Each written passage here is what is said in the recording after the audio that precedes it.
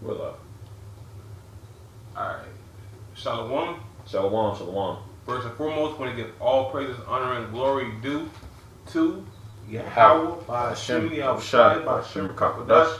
Double honors to the elders and the apostles of Great Millstone that rule well. And peace and salutations to all the Akim. After on the four corners, teaching the truth and sincerity. This is Sasha Raquel Moth of the GMS Guidance Camp. Here with the brother, The Rock, shalom. We couldn't go to camp tonight because of the weather, but even though the weather is bad, the word must go out, so we decided to press the button, just to put out those holy and tried words, and have them be a smoke. Well, have them be wonderful for Yahweh Shemir Shai to hear and to smell our works. All right. So, you got anything? Nah, you got it. All right. So we're gonna dive into Psalms chapter 30. All right. And Psalms chapter 30 is important. Okay. This is where King David sought out the land for Solomon to build the temple, because he couldn't build the temple himself because he was a man of blood. He was a man of war. All right, but he set forth to make these things so the temple can be built up in Israel properly. All right. Mm-hmm. So we're just going to jump right into it. All right. And Operation Zionist is edifying once again unto the hopeful elect. You got it out. Khan. This is Psalms chapter 30 and verse 1. It says, a psalm and song at the dedication of the house of David. I will extol thee, O Lord, for thou hast lifted me up, and hast not made my foes to rejoice over me. Can you put that word extol? I believe it means to praise, to give honor. Rawam. Strong's H7311 says Rawam, and it means, what does that mean to? It says to rise, to be high actively, to rise or raise, to bring up, to exalt. All right, because Yahweh Shemir Shai is meant to be exalted. All right, he's not some lowly power. He is the power. All right, Yahweh Shemir Shai. All right, Yahweh being the name of the Father, and Yahweh Shai being the name of the Son. All right, but continue. This is Psalms. You mind if I get this real quick? Baruch Shai, you got it. Con. I'm gonna get this real quick in 2 Samuel chapter 7 Okay. and verse 1. Just Okay. laying back on what you said. When you read the chapter, the header is David plans to build a temple. Alright, 2 Samuel 7 and 1, it says, and it came to pass when the king sat in his house, and the Lord had given him rest round about from all his enemies, that the king said unto Nathan the prophet, see now, I dwell in a house of cedar, but the ark of God dwelleth within curtains. Right? So it's going into basically, David's intent, to build the temple, for Yahweh Shemir Shai, because, as we know, when you go into the history, it was you had the Ark of the Covenant in the tabernacle in the tent. Mm-hmm. You know what I'm saying? And really all this is symbolic. We know it's prophetic, because the house of the Lord, the temple, so to speak, which starts with Yahweh Shai, is being built now. All right? It's being built now amongst the men of the Lord, and and the prophets that Yahweh Shemir Shai raised up. That's why Paul said, You know, in the New Testament, ye are the temple. Mm-hmm. You know, so I'll read a little bit more. And then Bible Shop, if you have anything. 2 Samuel 7:3, it says, and Nathan said to the king, go, do all that is in thine heart, for the Lord is with thee. And it came to pass that night that the word of the Lord came unto Nathan, saying, go and tell thy servant David, thus saith the Lord, shalt thou build an house for me to dwell in, whereas I have not dwelt in any house since the time that I brought up the children of Israel out of Egypt, even to this day, but have walked in a tent and in a tabernacle. Con, you know, and that reminds me of that Luke. I think it's Luke chapter 9, verse 58, where it says, "Foxes have holes and birds have nests, but the Most High has no place to lay his head." Yeah, Yahushua. Yeah, you know, and he was a testimony to show the same thing. All right, King David wanted to build a temple so Yahweh Shemel Ashai has somewhere to dwell upon earth. All right, you know, but then in that I think it's First Corinthians, you know, loosely paraphrasing, it says, "You are the temple of Yahweh." Well, Yep. 1 Corinthians 6. Is it 6? Yeah, it's in 2 Corinthians 6 too. Con. You can pull that real quick. Pull that Luke 9 and 58 just to maximize on the point that you read, and then we can go into that First Corinthians 6, you know, to just link everything up properly. This is Luke chapter 9 and verse 58. I'll read verse 57. It says, and it came to pass that as they went in the way, a certain man said unto him, Lord, I will follow thee whithersoever thou goest. And Yahushua said unto him, foxes have holes, and birds of the air have nests, but the Son of Man hath not where to lay his head. You know, so he didn't have any place to sleep that was his, you know, because he was there to do his Father's work. You know, the stars was pretty much his roof. You know, and that's why you know, with all this, you know, we Israel usually was people that roamed, you know, pilgrims upon the earth. All right, so Yahweh Shai was in the same mindset, you know, but he wanted the people to know that, hey, even though I'm king from heaven upon earth, I have no place to where I can dwell.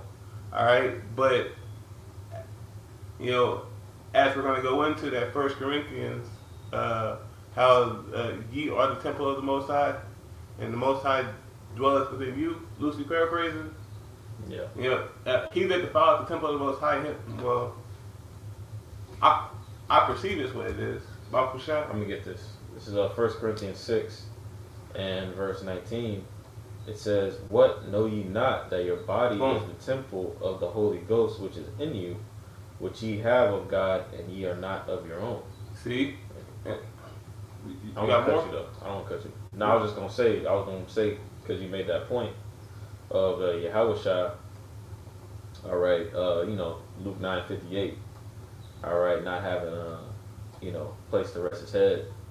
All right, I was going to make the point that, you know, Yahushua was, you know, being the only begotten Son of the Heavenly Father. He was basically directly, he is the temple himself. Yeah. Like when he in the New Testament also, he said, you know, if you destroy this temple, I'm gonna raise it up in 3 days. And he was talking about himself. Yeah, his body. Right. So there's a temple being constructed through the Spirit. Yeah. And that temple has a high priest who, you know what I mean? And a high priest in the heavens, and that's Yahushua. And that's Yahushua. And with that temple being made, because we are lively stones, we are going to be the building blocks of that temple. All right. Right. So exactly. Yeah. So that it all just shows that Yahweh Shemel Shai has set this thing up to bring everybody in that's supposed to be in, you know, to the house. But Baba Kushai, we can go back to that 30. This is Psalm chapter 30 and 2. Verse 2. It says, O Lord, my power, I cried unto thee, and thou hast healed me. O Lord, thou hast brought up my soul from the grave. Thou hast kept me alive, that I should not go down to the pit. See, and Yahweh Shemi Shai is like that to those that seek after him. All right, he's not going to leave us in a docile state of mind or in a period where we have no help. He's always going to be, you know, very lenient or very gracious unto the elect. I got some Baba shot you guys. This is Isaiah 55:3. Boom. It says, Incline your ear and come unto me. Hear, and your soul shall live, and I will make an everlasting covenant with you, even the sure mercies of David. You know, and we are likened unto King David in this, because King David he had points where he was lowly, Right. you know, and the nation of Israel, you know, the elect, you know, are lowly in this kingdom right now. Yeah. All right. The Lord kept David through a lot of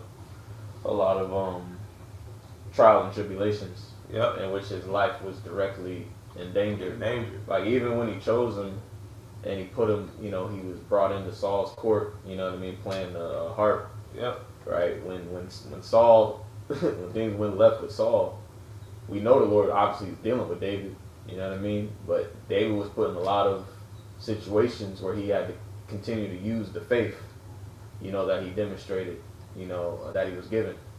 And it's the same way with us down here in Esau Edom's kingdom. Yep. You know, we have to choose faith over the cardinal, Yep. over the flesh. The just shall live by his faith. Yeah. And That's what justified David. Yep. Like we're going into the mercies. The Lord gave mercy to David, right? Because he chose him, but also because David was faithful. yep, You know, just going in, going in. you got it. You back in Psalms 30 and verse 3 again, it says, O Lord, thou hast brought up my soul from the grave. Thou hast kept me alive, that I should not go down to the pit. See, and the pit is shower all. You know, go down to hell. You know, he has preserved him just like he's preserving the elect right now. Mhm. All right, because the elect is going to win at the end of the day. All right, they all have to go through their own set perils and set trials. Okay, to be found worthy of the calling that they have been called from the womb. Mhm. All right, But Psalms 30 and 4, it says, Sing unto the Lord, O ye his saints of his, and give thanks at the remembrance of his holiness. you know, because we're supposed to praise Yahweh Shem Yahweh Shai without ceasing, you know, or give honor unto the King, you know, because he has done so much miraculous works for his elect. All right, and that's something that we should, you know, do on a daily basis. All right, because being in this society and seeing how fucking left this shit is, all right, you should know that Yahweh Shem Yahweh Shai is the only way. All right, and if you don't, you need to snap into a Slim Jim. All right, and really understand what you're in. You got it. This is Psalms 30 and 4.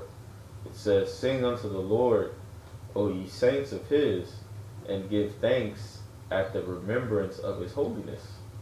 And I was just going to say, you know, we're singing a new song now, you know, and like it says, give thanks at the remembrance of His holiness. What is that? Baruch 2:30, Mm-hmm. right? Where it goes into us being in the land of our captivity. I'll pull it.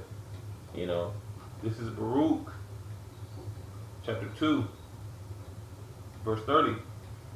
It says, "For I knew that they would not hear me, because it is a stiff-necked people, but in the land of their captivity they shall remember themselves." right? In the land of our captivity, we shall remember ourselves. All right, we're remembering the holiness, all right, of the power that we serve. Really, now today, Yep. you know, in its fullness. You know, we got the understanding, you know, of the prophecies. All right, we see what the Lord is doing, the play, the move, right? He's getting ready to make. All right, and that's the song. That's the song that we're singing. You know, but you got it out. All right. This is Ecclesiasticus chapter 43, verse. I'm gonna start at 29. It says, "Yahweh Shemi Al Shai is terrible. It is terrible and very great, and marvelous in His power." You know, just showing how wonderful and how special that Yahweh Shemi Al Shai is, especially unto the elect. Verse 30, it says, "When ye glorify Yahweh Shemi Al Shai, exalt Him as much as ye can, for even yet will He far exceed. And when ye exalt Him, put forth all your strength, and be not weary, for ye can never go far enough." You know, just adding on to the point of how He saves. All right, how merciful He is. All right, how above he goes above and beyond, for those that fear Him. All right, for the elect, the 144,000 and the 1/3. But you got it. This is back in Psalms chapter 30 and verse 5. It says, "For His anger endureth but a moment, in His favor is life." Because he was angry with us because we transgressed. We started following other gods. All right, he was angry because Jake was being lovers of themselves instead of giving honor and glory unto His namesake. Okay, now look at the condition that we're in right now. All right, we are in a destitute situation. All right, if this was a football game, we 999 points. Back. All right, we can't win this game without Yahweh Shemi Al Shai. All right, but you got it. Yep, in this flesh we lose. It's only through the Spirit. Only through the Spirit that we have victory. I got a quick one. Isaiah 54, 7 and 8. It says, "For a small moment have I forsaken thee, but with great mercies will I gather thee.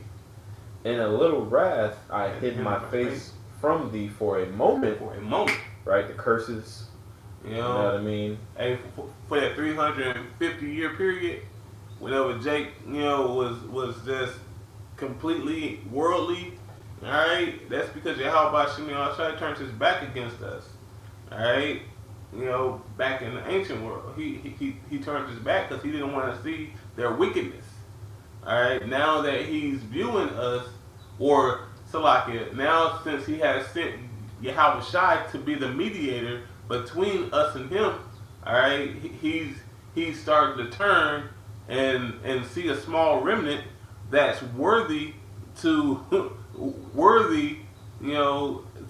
be gazed upon, and that's the joy.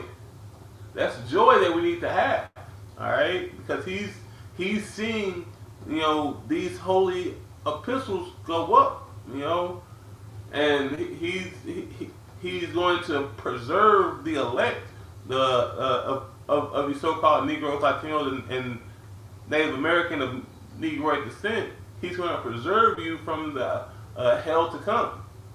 But you got it. Come. This is Isaiah chapter 54 and verse 8. It says, "In a little wrath I hid my face from thee for a moment, but with everlasting kindness will I have mercy on thee, saith the Lord thy Redeemer." And another interesting point on this too is because we just read Isaiah 55, which is the next chapter, Mm-hmm. right? Talking about the sure mercies of David. This shows that prophets such as Isaiah, right, Micah, right, all the, All the prophets. all the prophets, Jeremiah. they had an understanding that the Lord was going to redeem us through the sure mercies of David, aka Yahushua. Yahushua. That the Lord was always going to have that everlasting kindness and mercy upon us, and it's linked to like what we're going to in Psalms 30, which is the salvation. the salvation, but basically the dedication of the temple. Oh yeah, dedication of the temple. Because like we talked about too before Cam come on, when you go into, and I would implore brothers that tune in, look into go look at the the maps of Mount Moriah, Jerusalem, and all that. But like when you read Genesis 22 and Abraham offered Isaac, that sacrifice was on Mount Moriah. Was out on the same mount. Yeah, on the Temple Mount. Yeah. When we know that that's all symbolic about Yahushua's sacrifice. Yep. So that's what's beautiful. I just want to make that point. Yeah. But this is back in. You got anything? No, you got it. All right, this is back in Psalms 30, in verse 5. It says, "For his anger endureth but a moment, and his favor is life. Weeping may endure for a night, but joy cometh in the morning." Now, right now, we're in the night, right? Because Esau is doing everything that he wants to do, and the wicked does everything at night, right? Yeah. So he thinks nobody sees his bullshit. Yeah. All right. But come the day dawn, come the come the day start, and the day dawn, all things are gonna be brought to light. Mm-hmm. All right. Yep. You I got another one for you. Isaiah 60. Oh, okay. Right. It says, "Arise and shine, for thy light is come, and the glory of the Lord is risen upon thee. Yep. For behold, the darkness," right, that night. Yep. Esau, Edom, all his bullshit, all his lies, all his transgressions that he's putting upon the nation of Israel. Right. You got it. "For behold, the darkness shall cover the earth, and gross darkness the people." Gross darkness. So right. So all this wickedness, all this bullshit that's going on in today's setting, all this shit, is supposed to happen, but the elect is supposed to live through it. Mm-hmm. All right. Yep. You got it. It says when you go into the country, there's a difference between country dark. Yeah. And city dark. Yeah. Cause we out in the boondocks, we out in the, you know what I mean? You can't see your hand in front of your face, bro. Cause I used to live in the country, man. Right. In the country, it's different, especially at night.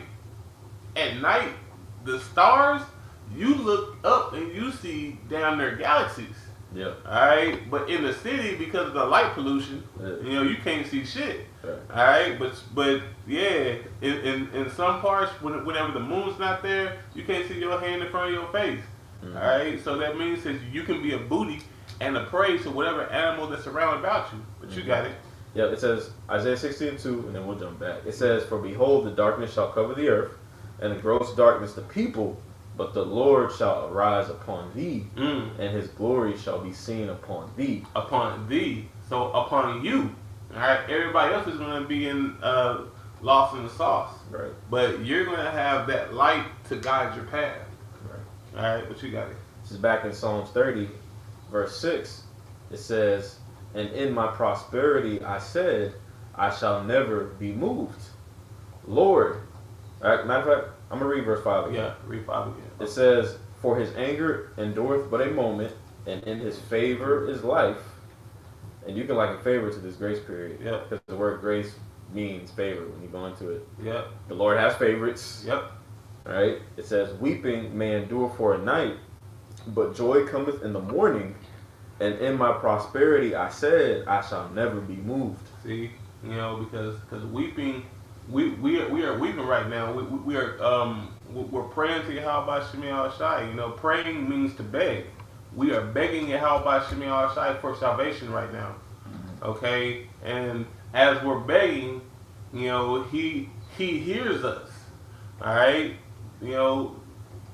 though the weeping shall last for a night, you know, read that 6 again, Bible shot. Yep. It says, weeping may endure for a night, but joy cometh in the morning. But joy cometh in the morning. All right, and that joy is us getting out of here, or being put in a different state. You know? All right, like it says in that Psalm chapter 26 in the 126 and 2. You know, we're gonna wake like it was a dream. You know, so it's same in tandem, but you got it. Beautiful.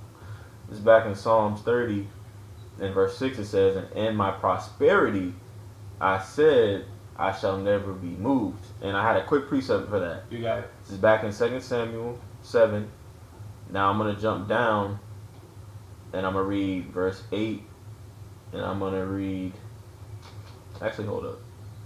I'm going to read verse 12 and get to the point. 2 Samuel 7 and 12. It says, "And when thy days be fulfilled," and that is Nathan speaking to David. It says, "And when thy days be fulfilled, thou shalt sleep with thy fathers, and I will set up thy seed after thee, which shall proceed out of thy bowels, and I will establish his kingdom. He shall build an house for my name, and I will establish the throne of his kingdom forever." And that was Solomon. Right. You know, Solomon was the one that built the temple of Yahweh Bashim Yahushai. All right, and he's the one that, you know, set everything in order. You know, just like in these times, he's coming back to do the same thing. All right. Yep. But you got it. Yep. Psalms 30 and verse 7. It says, "Lord, by thy favor thou hast made my mountain to stand strong. See? Thou didst hide thy face, and I was troubled." See? He has made the mountain of Israel to stand strong. All right? Like that truth. That truth is going to wax strong whenever it's back in the right hand. You know, I'm saying that as the right hand as being the righteous. You know, I'm thinking of a scripture. If I may, mountains, when you read scriptures, mountains represent governments. Yep. Like even now, you know, you have the economic forum that be having them summit meetings. Yes, the summits. Right.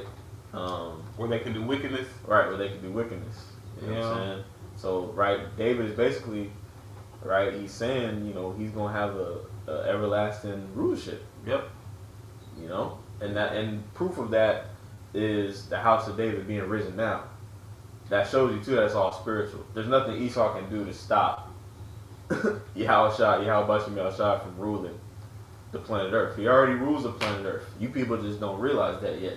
Yep. But you will when the Lord delivers the elect from the four corners of the planet Earth through the worst times in human history. All right, and then he transforms those men and puts them in rulership. Yeah. So that scripture I was thinking of was that 2 Ezra chapter 7 verse 34. Okay. You know, read 34 and 35. You know. Oh. No, you good. King James Bible app be tripping. It's been giving me trouble. It's been glitchy. 2 Ezra 7 and verse 34. You said 34, right? Yep. It says, can I read verse 33? Bible shot. It says, "And the Most High shall appear upon the seat of judgment, There you go.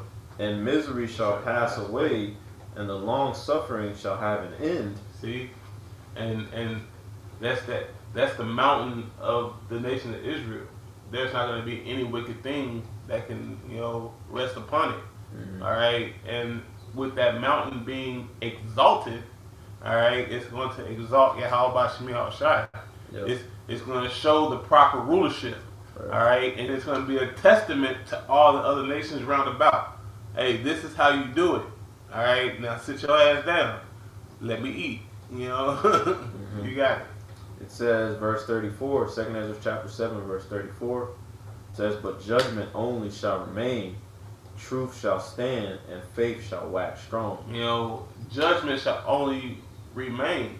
So the Most High is going to put everything in its proper order. All right? And judgment is going to be ruling, through the earth openly. All right, and that's going to be added with the wisdom, knowledge, and understanding. All right, the elect is going to be able to stand on their 2 feet instead of walk around and live on their knees like they're doing here in Babylon the Great. Mm-hmm. You got it. I'm gonna read. Can I read verse 35? Yeah, Bible shot. It says, and this is some good stuff. Yeah. It says, and the work shall follow. So the works that you're doing now is going to follow you into the kingdom. Yep. Okay, so if you're not doing anything now, all right, you're not going to reap anything in the kingdom. See, it's all like a farmer. He plants a seed and he reaps the crops that come up out of it. Yep. But you got it. And really, this is kind of multifold too. Yep. Because we know, when the Lord delivers the elect, right, and our faith is perfected. It's perfected. Right, and we're perfected. Yeah. Abaratazah, we're part of that number. Yeah. It says, and we know, you niggas on the earth though, Yeah. you heathen, y'all are going into slavery. Yes, and that's the judgment. Y'all got work to do, man. That's the judgment. So it's not just the end of, because the way Esau's taught the scriptures, just when the kingdom comes, everything just magically appears. Yeah. Nah, you niggas got work to do, man. Hey, those who really fucked up gonna start turning big rocks into little rocks. Right. Okay. Yep. You gonna be Esau gonna have to push up all this damn concrete. Right. Y'all been hurting my back for all these damn decades. Shit. But continue on. It says, and the work shall follow. 2 Ezra 7 and 35. Yep. And the work shall follow, and the reward shall be showed, and the good deeds shall be a force, and wicked deeds shall bear no rule. Shall bear no rule. All right, and how is that? How is it going to be a force? All right, you can jump back in that 2nd Ezra chapter 6 verse 27. Mm-hmm. Because this is being brought out more and more each day. Because all this is going to be through wisdom, knowledge, and understanding. All right. Yep. This is 2 Ezra 6 and 27. It says, for evil shall be put out, Boom. and deceit shall be quenched. And if I may, because you're going in, I want to add, that's going to start, right? Because we talked about Revelation 11. Yep. When you read the end of Revelation 11, it says the kingdoms of the earth have become Yahushai's. Boom, because he has all the crowns. Right. So he's going to be snatching people out of the rulership seat. Yep. And he's going to be appointing the elect to take rule. those steads. Yep. The same way Esau was doing on the left hand side today. Yep. But anyways, But so you got it. 2 Ezra chapter 6 and verse 28, it says, as for faith, it shall flourish, corruption shall be overcome, and the truth which had been so long without fruit shall be declared. Alright, so Yahweh Shemil Shai, and that's how all this is going to be set up. But all this is due to David, setting up that mountain. he set up the mountain to cook, but now he's allowing everybody that has been attached to it to cook as well. And so that's going to be a banquet, But we can get back to that Psalms chapter 30, unless there's more that you want to get in there. Because that 36 is good too. I'll make one point. I'll read verse 28 again. 2 Ezra 6 and 28. It says, and as for faith, it shall flourish, corruption shall be overcome, right? The new bodies. Yep. And the truth which has been so long without fruit shall be declared. Because right now the truth is being broadcasted. Yep. Right? Openly. We're telling you people the truth. All right. For free. But we don't yet have the ability to actually enforce the judgment. To cement it. Right. Standpoint. And that's what that 2 Ezra 7 and 35 was like. Judgment shall stand. Right. and then the force of it. So that's how all that links together. Mm-hmm. You know, Man, and that's it says in the fruit, in the fruit, right? Because like this, like any person that's that may have been on a farm or grandparents, parents had grew stuff. The fruit is the last. That's the last part, of the process. But the fruit has all the nourishment of the tree in it, to where if the fruit hits the ground, it can grow another tree. Right. That's how glorious all this is. Right. That's how glorious all of it is. It's just a continuation. Right. But Salakia, you got it out. Yeah. Like the harvest. Yeah, the harvest. Gathering the fruits. Boom. Making whatever you're gonna make out of it. Mm-hmm. But anyway, it's like This is back in Psalms 30 and with the 8. Verse 7. Okay, come on. It says, Lord, by thy favor thou hast made my mountain to stand strong. See? Thou didst hide thy face, and I was troubled. I cried to thee, O Lord, and unto the Lord I made supplication. Because whenever the Most High hid his face from us, we didn't know what to do. Alright? Because since the installation of the nation of Israel, we've always had Yahweh Shai to guide us, alright, to put us on the proper path. Okay, we weren't like the heathen. We didn't have a king over us until we begged for it. Alright, but Yahweh by Hashem Yahweh Shai has always been there to guide us the proper ways to do these things. Okay, but and that is coming back, because it's starting now with the prophets being sent back on the earth. Okay, and now since the prophets are put back on the earth, Yahweh by Hashem Yahweh Shai is dealing with them. So Israel needs to focus on the prophets so they can get out of the hellish condition that they're in. But only the 1/3 is going to do it. Only a small remnant is going to be able to do this properly. All right, because 2/3 of our people must be cut off and die, as it says in Zechariah. Loosely paraphrasing, but you got it. Yep. This is Psalms chapter 30 and verse 9. It says, "What profit is there in my blood when I go down to the pit? Shall the dust praise thee? Shall it declare thy truth?" And the Father isn't, Yahweh Hashem Yahweh Shai is not the God of the dead. He's the God of the living. All right. So we must be quickened. All right, because right now our people are in a dead state. As it says in Revelation chapter 11 verse 8. Our people are what's that? Proverbs chapter 21 verse 16. He that wandereth out of the way to understand shall remain in the congregation of the dead. So our people is dead, dusted, and is cast off, like it says. In that Ezekiel chapter 37, all right, the Most High is putting us back together. All right. You mind if I read this in the NLT? Baba Shah. This is Psalms 39. Just interesting. It says, "What will you gain if I die?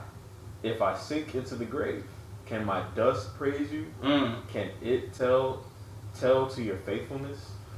And I just wanted to make the point, like, that shows you that David was thinking about immortality a lot. Right? Oh, okay. You know what I'm saying? Yeah, like that. He understood that death is, like, what's the point of death? Wisdom of Solomon 2:23. Yep, that's what I was about to get. The Lord created us to be immortal. Yeah, so the Most High created us to live forevermore. All right. And you made that point too earlier, going into Solomon. That was Solomon's whole conclusion of the matter. Like, that was a part of the conclusion of the matter, right? Fear the Lord, right? Keep the commandments. Yep. You know what I'm saying?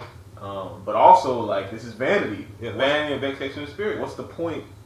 You know what I mean? Of this current setup, if we're just gonna die and have to restart all over again, over again, and over again. All right, showing you immortality should be on the front of you Achaeon's mind. All the time. You know, we are doing this to live forevermore. All right. Exactly. There's a precept Yep. that I think it's Wisdom of Solomon 4:26. Mm-hmm. No. Going into. How can we praise Yahweh by Shemi Shai from the grave? Mm-hmm. Man, I read it all the time. It's 4:16. Salakia. 4:16. Well, Wisdom of Solomon 4:16. You know, I don't know if this is the one, but I could read it. It says, "Thus the righteous." Wisdom of Solomon 4:16 says, "Thus the righteous that is dead shall condemn the ungodly which are living." Yep. And youth that is soon perfected, the many years, and old age of the unrighteous. So it says, because our people are in a dead state of mind right now, all right, but they are alive, you know, in the flesh, you know, but they're not alive in the spirit, all right, but they're going to be quickened, all right, and with us being quickened, you know, the righteous that was in that dead state of mind, they're going to condemn the ungodly, which is Esau, Edom. All right, it's a lot, but you know we can just jump back to that Psalms chapter 30. You know, I want to go on a tangent. This is Psalms chapter 30 and verse 10. It says, "Hear, O Lord, and have mercy upon me. Lord Yahweh, be thou my helper." See, we have Yahweh by Shemi Shai to help us and to guide us. All right, to show us the proper way. You know, to do all things. You know, especially as we're here in Esau Edom's kingdom. You know, he's going to guide us towards that righteous path. But you got it. In verse 11, it says, "Thou hast turned from me my mourning into dancing. Yep. Thou hast put off my sackcloth and girded me with gladness." See, that's Baruch chapter 5. You know, cast on the double garment, loosely paraphrasing. Salakia. You good? This is Baruch chapter 5.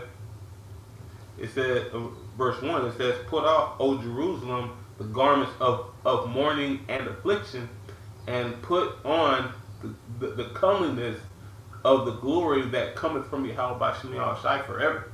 Okay, and that's how the Most High has taken his mourning and sadness and turned it into joy and dancing. Okay, because that's what he's going to do to the elect. All right, I'm going to continue. It says, "Cast about thee a double garment, you know, of the righteousness which cometh from Yahweh by Shemi Shai, and set a diadem on thine head of the glory of the everlasting." And that diadem is a crown. So Yahweh, this is part of the crowning ceremony. All right, because the Most High is going to crown us. All right, those ones that stood stiffly. All right, as it says in that Wisdom of Solomon chapter 5 verse 15, how Salakia, You got another? I was going to get something real quick. Oh, If that's okay. you got it. This is Isaiah chapter 25 and verse 8. And it reads, it says, "He will swallow up death Boom. and victory, and the Lord God will wipe away All tears from off all faces, and the rebuke of his people shall he take away from all the earth, for All the the earth. Lord hath spoken it." Because Yahweh by Shemi Shai is going to do this in such a miraculous fashion. You know, he's going to put down one kingdom and set up the only kingdom to reign on the earth after. Yeah. All right, Wisdom Psalm 5. that's where I'm in. All right, I'll just read 5 and 15 just to get to the point. It says Wisdom of Solomon 5 verse 15. It says, "But the righteous liveth forevermore. Their reward also is with Yahweh, and the care of them is with Yahweh Bashim Yahushai." For verse 16, it says, "Therefore shall they receive a glorious kingdom and a beautiful crown from Yahweh Bashim Yahushai's hand. For with his right hand shall he cover them, and with his arm shall he protect them." So Yahweh Bashim Yahushai is going to do all this for the elect's sake. All right, and with all this being done, all right, the mountain of David, the mountain of King David, is going to reign forevermore. Okay, and then with it reigning, judgment is going to be instituted on all the heathen. Yeah. Like in modern talk, like, because people don't think about the scriptures practically. Nah. Right. But if you have America, for example, right, and right, you got Trump, right, you got the military. All right, what does America do when they want to, get something? They wage war. Yep. Right, and then you get niggas like Hegseth talking about we're launching this operation, this military operation, right, on XYZ 1, 2, 3. Well, that's the heavens. That's in the scriptures. That's what we're telling you. Exactly. Yeah, how Bashim Yahushai is about to launch a strategic strike operation, right? A strategic strike on the rest on the entire planet Earth. You niggas getting ready to be removed out of power. That's the point. That's the point.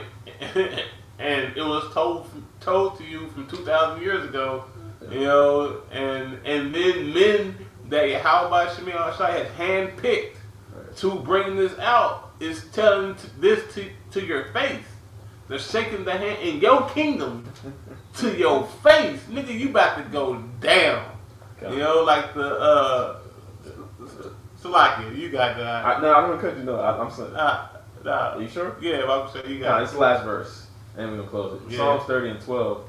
It says, I'll read verse 11 again. It says, "Thou hast turned for me my mourning into dancing. Thou hast put off my sackcloth and girded me with gladness." So with those glorious robes, but you got it. Verse 12, it says, "To the end that my glory may sing praise to thee, and not be silent. O Yahweh, my power, I will give thanks to thee forever." Because he is worthy to be praised. Yahweh Bashim Yahushai is worthy to be praised. Akim and Aquatim. That's the joy of this whole story. Is giving all honor, all glory, unto Yahweh Bashim Yahushai, and saying to Wada, thank you. Thank you for allowing us to see these things before everybody else. Yeah. Alright, so with that, I ain't got nothing else. You got anything else? So with that, the water for listening. Alright, we want to give all praises and all honor and all glory due to Yahweh by Hashem Yahushai by Hashem Rakakwadash. Double honor to the elders and apostles. Keep fighting, keep pushing. Shalom and shalom. Shalom.